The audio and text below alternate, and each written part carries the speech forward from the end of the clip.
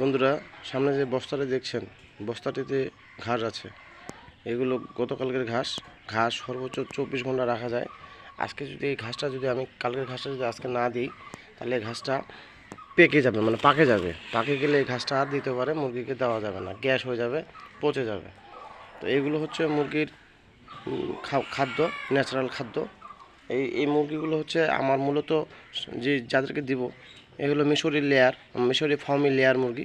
এই ঘাস এরা খুব পছন্দ করে। এদেরকে ঘাস আমি দিব।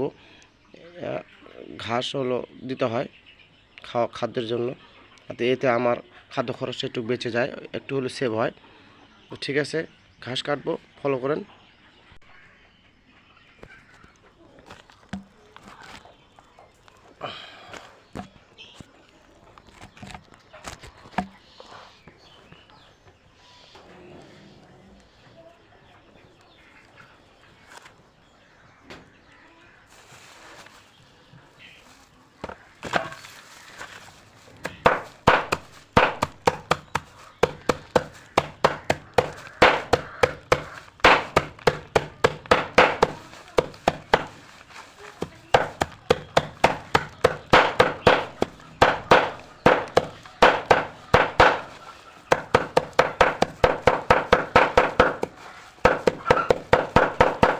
খুব রিস্ক, ঘাস কাটা খুব রিস্ক।